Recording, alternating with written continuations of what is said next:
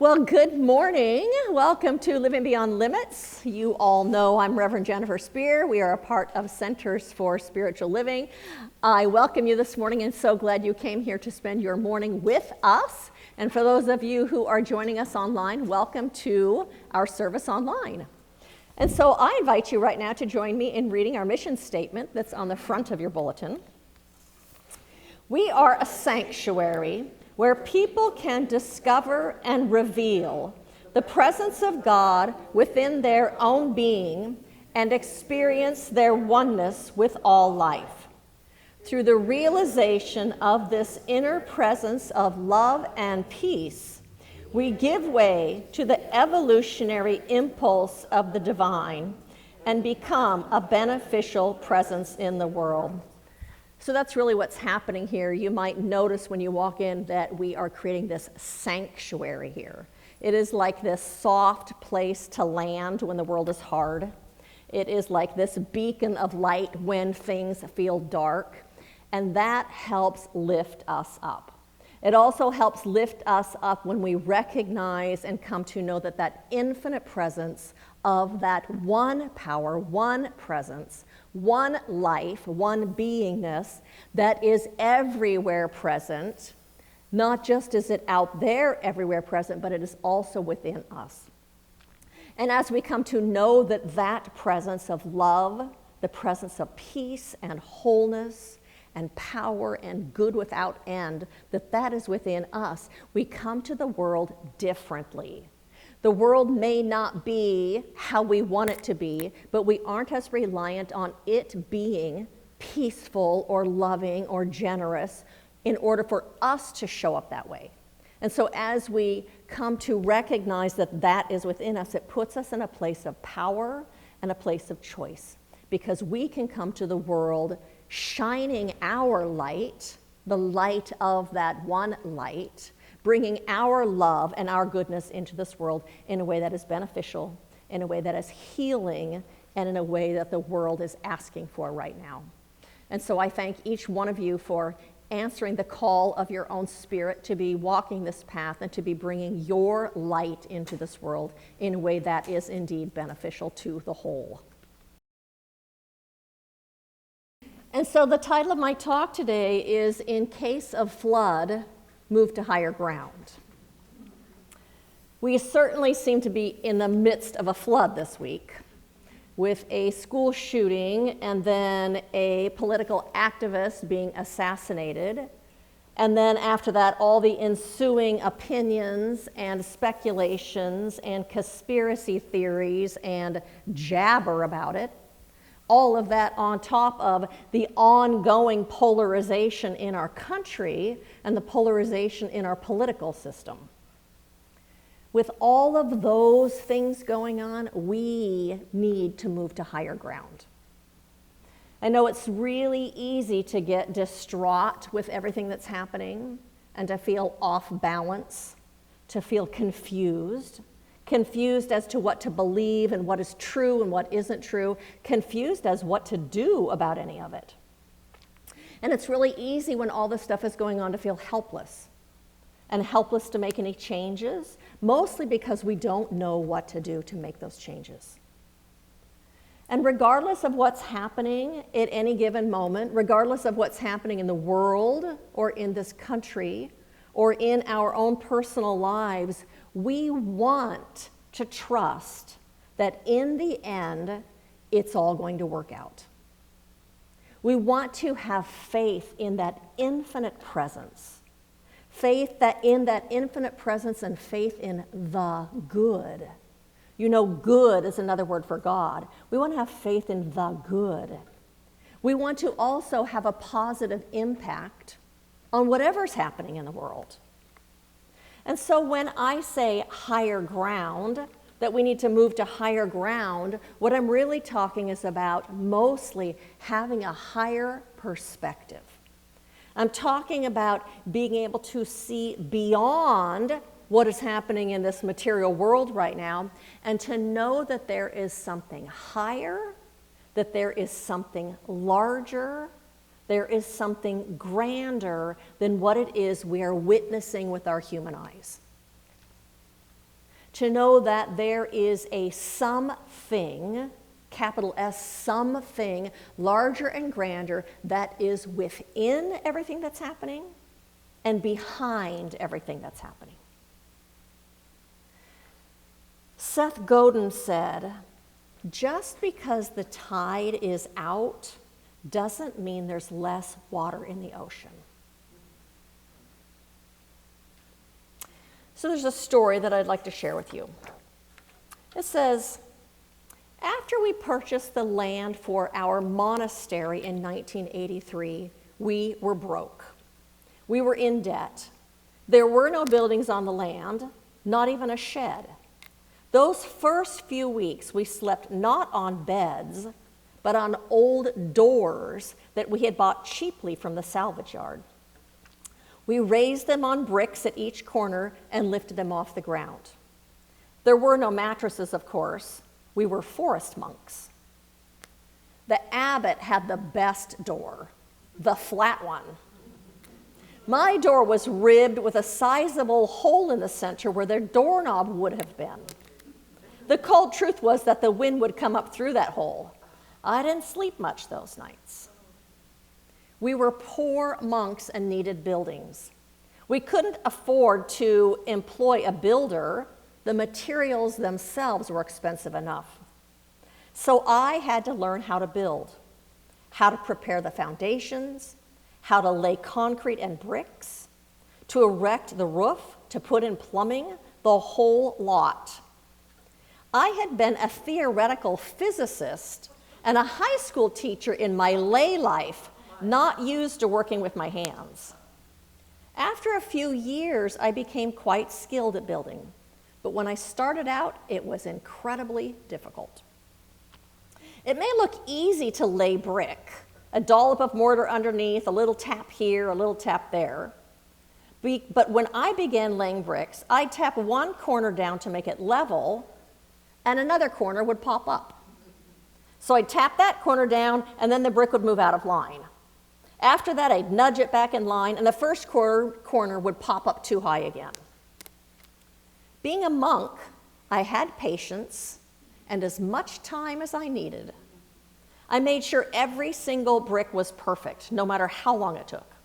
Eventually, I completed my first brick wall and stood back to admire it. It was only then that I noticed, oh no, I'd missed 2 bricks. All the other bricks were nicely in line, but those 2 were inclined at an angle. They looked terrible. They spoiled the whole wall. It ruined it. By then, the cement mortar was too hard for the bricks to be taken out, so I asked the abbot if I could knock the wall down and start over again.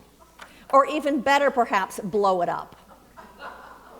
I'd made a mess of it, and I was very embarrassed.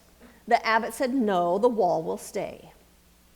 When I first showed our visitors around our fledgling monastery, I always tried to avoid taking them past my brick wall. I hated anyone seeing it. Then one day, some 3 or 4 months after I had finished it, I was walking with a visitor and he saw the wall. That's a nice wall, he casually remarked. Sir, I replied in surprise, have you left your glasses in the car? Are you visually impaired? Can't you see those 2 bad bricks which spoil the whole wall? What he said next changed my whole view of the wall, of myself, and many other aspects of life. He said, yes, I can see those 2 bad bricks, but I can see the 998 good bricks as well. I was stunned. For the first time in over 3 months, I could see the other bricks in that wall apart from the 2 mistakes.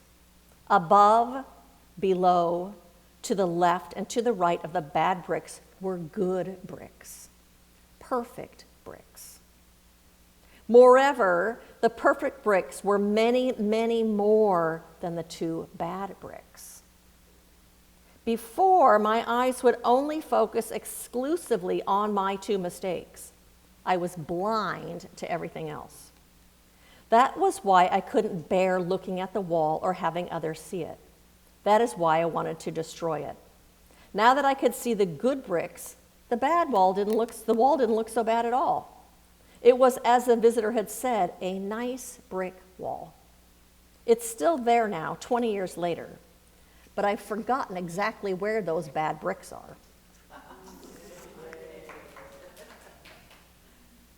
It's not that the two bad bricks aren't there, it's that there's more than those two bad bricks.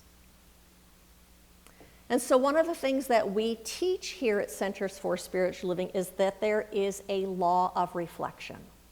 That what we hold in our consciousness, what we see and what we think about and what we focus on, what we obsess about, all of those things get reflected out into life and then reflected back to us as like form.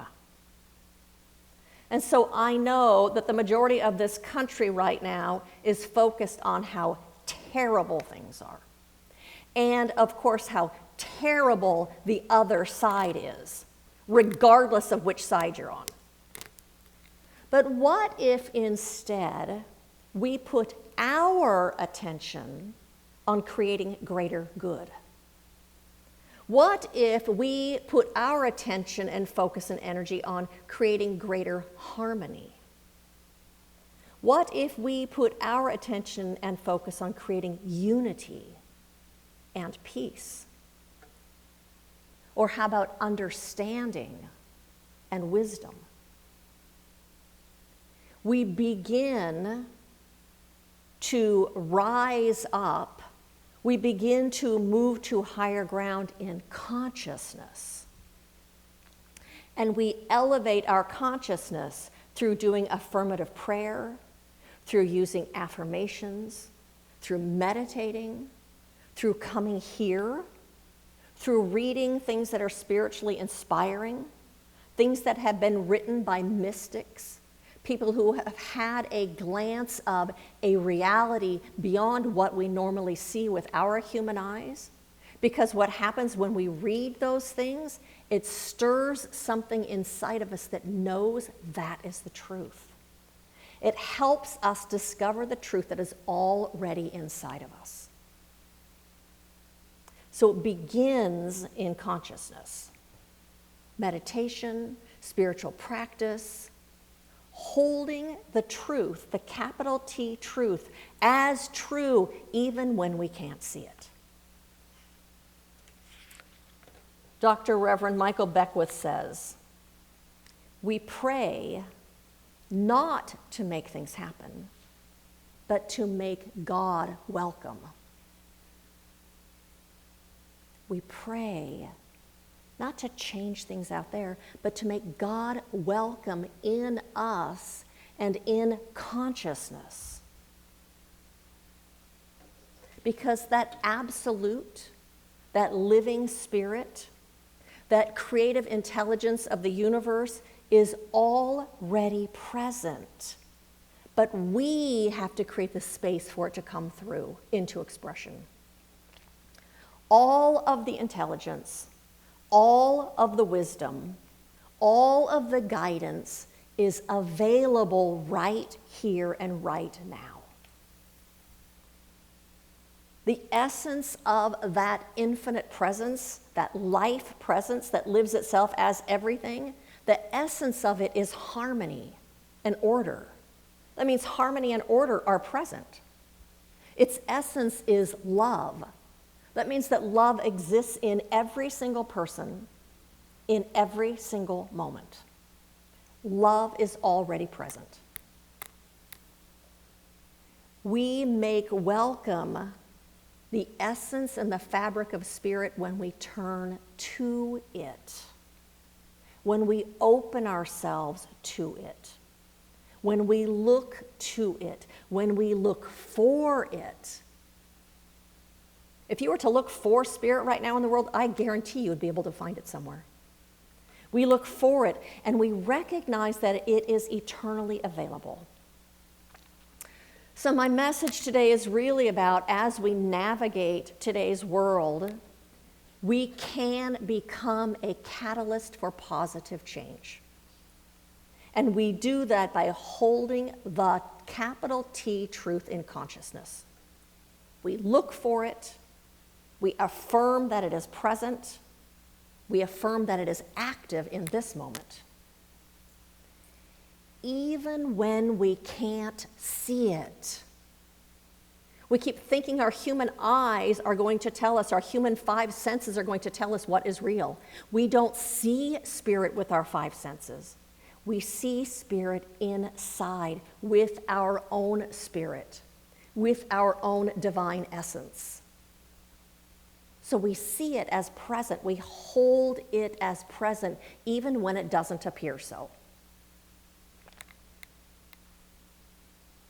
So one of those truths that I hold on to when I don't see it in the world, I hold on to a truth that held in the mind and in the heart of God, there is already and only a will for good.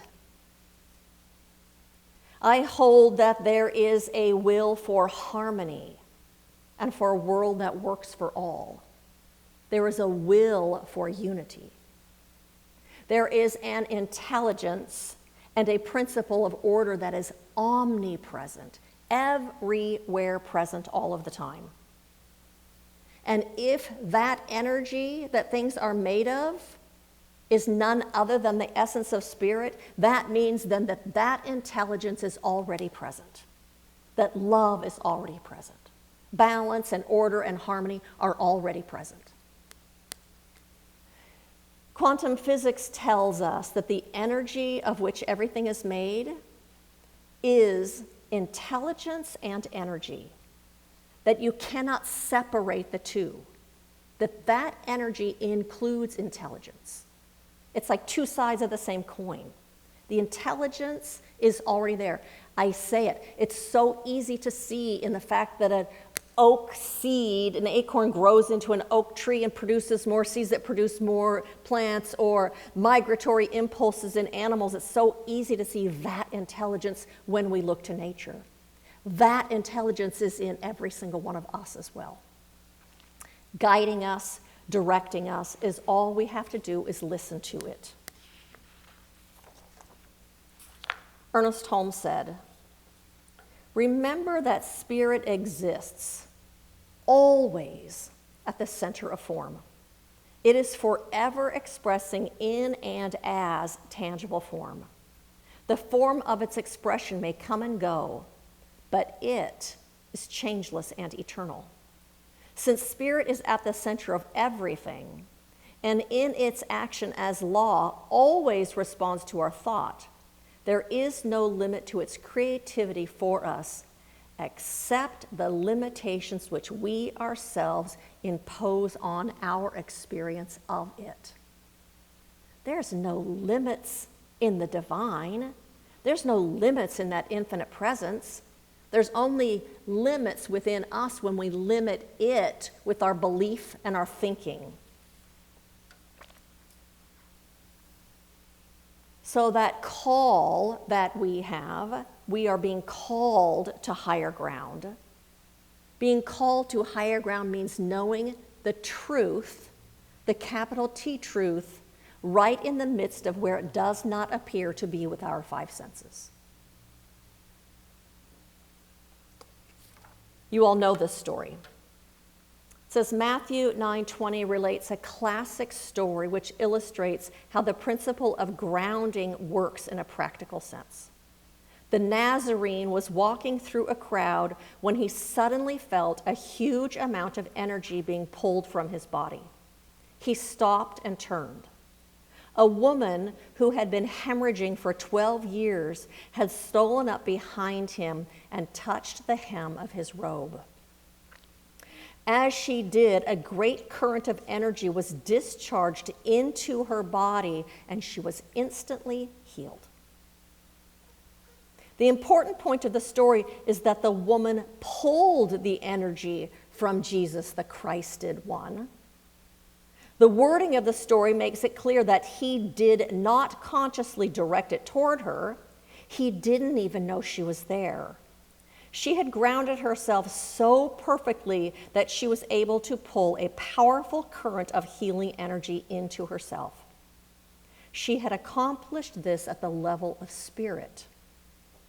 It is up to you to position yourself so that you can pull that energy that you need from the source. How is it done? You will ground yourself at the level of spirit by waking up in the present moment, by seeing a positive outcome, by trusting. The power of the current that flows through you will be directly proportional to the strength of your conviction.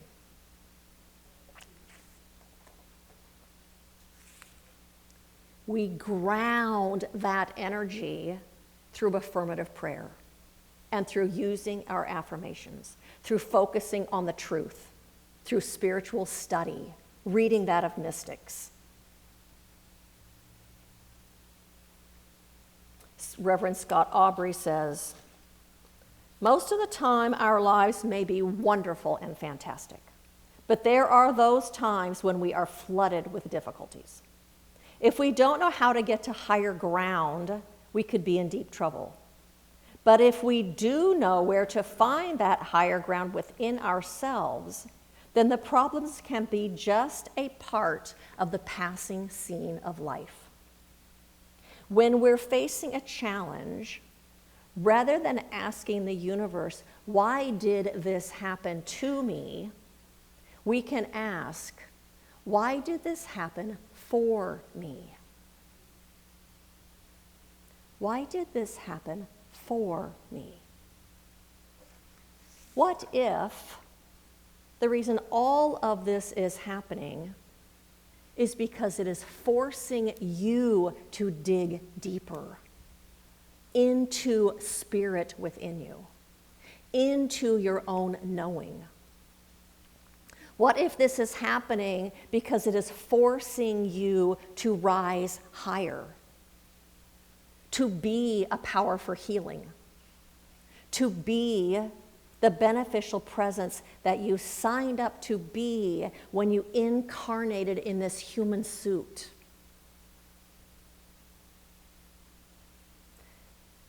Things are so uncomfortable out there that we can't rest on our laurels. We must do something different than what's happening. Deepening our consciousness creates a shift in us, and it creates a shift in the world because everything is part of the oneness of life. It creates an opening for that infinite presence to express in a fuller way. One of the core concepts in the science of mind says, in the infinite nature of God, all conceivable good is eternally available, ready to flow into human experience. Through some cosmic process, the flow of good is activated and or increased by human belief, faith, and acceptance. We create space for that. And so my question to you is, what truth, capital T truth, can you hold on to when things are difficult out there? What can you remind yourself and tell yourself when things are crazy? For me, one of the things I remind myself and tell myself is there is an absolute and perfect intelligence that is present right in the middle of whatever is happening. It's present right there. It's active right there, right here, right now. And so there is a little Post-it note in your bulletin. And what I would like you to do is come up with a truth you can tell yourself, remind yourself, focus on when things are crazy out there. How can you bring that presence into the world through your thinking, through your focus? What can you know? What do you know? So my invitation to you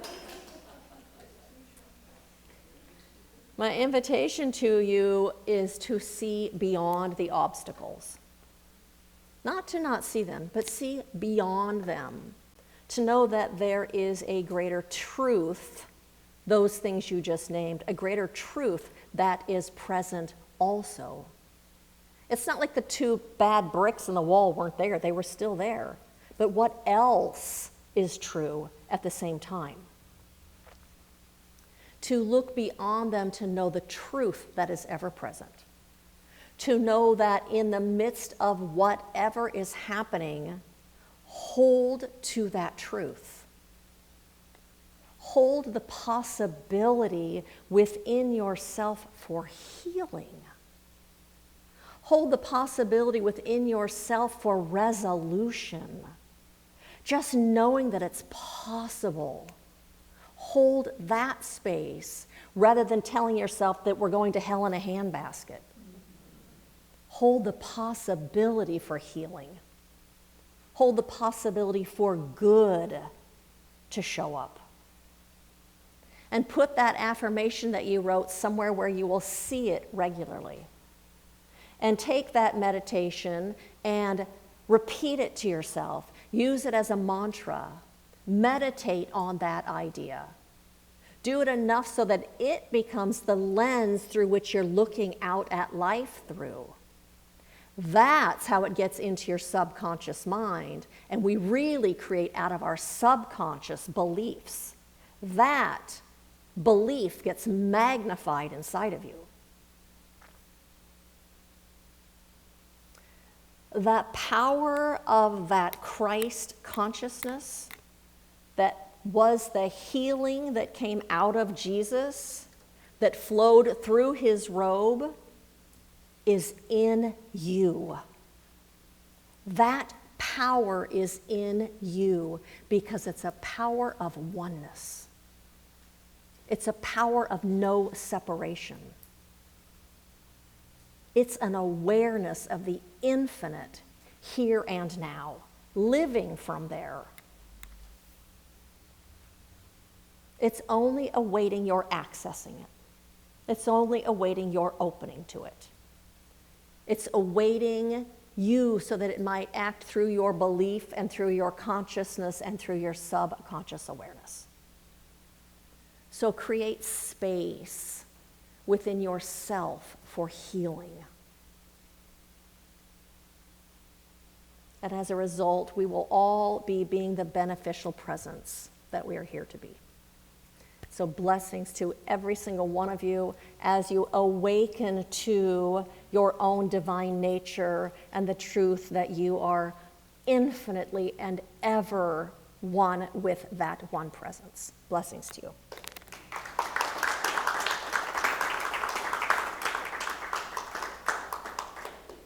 And so I invite you to join me as we turn our attention to the capital T truth.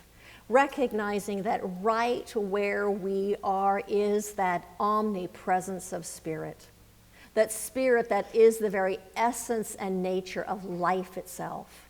That one that is at the center of everything. That expresses itself in and through and as everything that we see. And I recognize that this presence is a presence of love.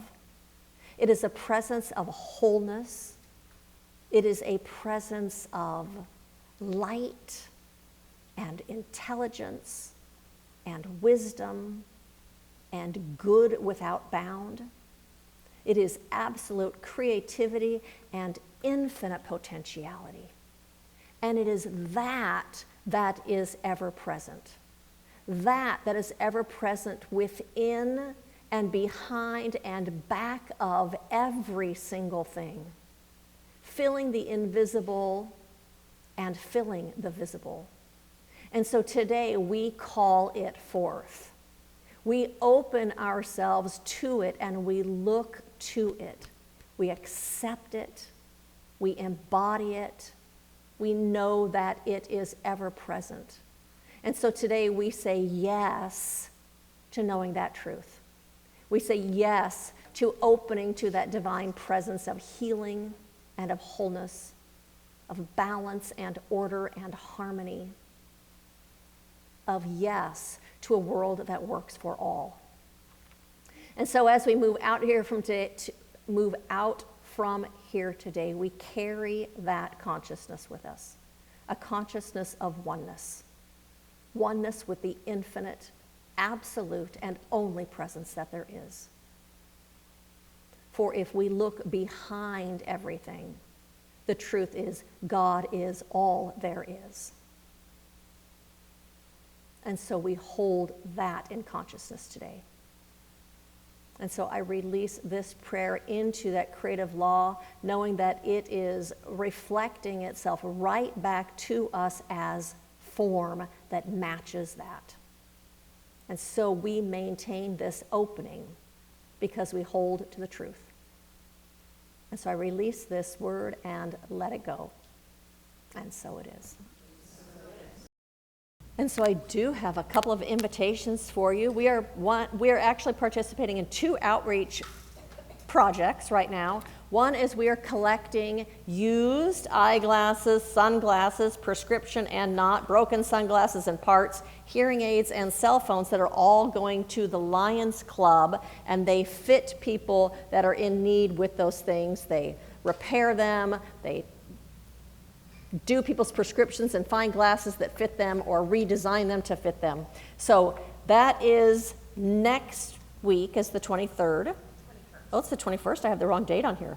Next week, bring them by next week if you can, if you didn't already bring them today. And then the last week, we're actually going to be in the park, but we are joining Lutheran Family Services in collecting gently used games and puzzles and books for families. So if you would like to clean out your game closet and get rid of some of those things that you have in there that you don't actually play, we would love to collect them and give them to the families.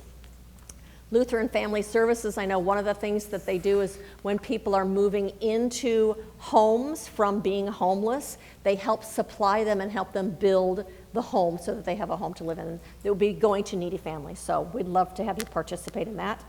Like I said, the last Sunday of the month, we're going to be in the park. We're going to have service in the park and a picnic afterwards. So we invite you to bring a friend, bring a dish to share.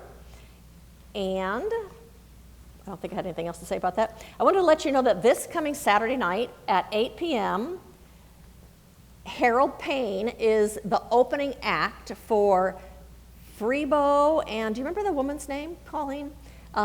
He's doing a concert at the Bay Theater in Seal Beach. So tickets are $35 and it should be super fun. So if you are looking for something to do on Saturday night, Saturday 8, you can go on their website or you can go on any of his social media accounts to get the information. The Bay Theater on Main Street in Seal Beach. Yeah. It looks super fun. Our Sunday talks are available online. I think every one of us in this room knows somebody that would benefit from hearing this message today. So when it gets posted, I really encourage you. It comes out with a link as an email to you, and it also gets posted on Facebook to share this talk, because we all need to reach for higher ground right now. So thank you for that. So to help us grow on social media, share our talks on Facebook, like us, follow us on Instagram and like the things that we're doing, and check in on Meetup and say you're coming. That's it for my announcements. And so I invite you to repeat after me. Good fills my life now. Good fills my life now. I recognize it. I savor it. I focus on it. I focus on it. And I live it. And so it is.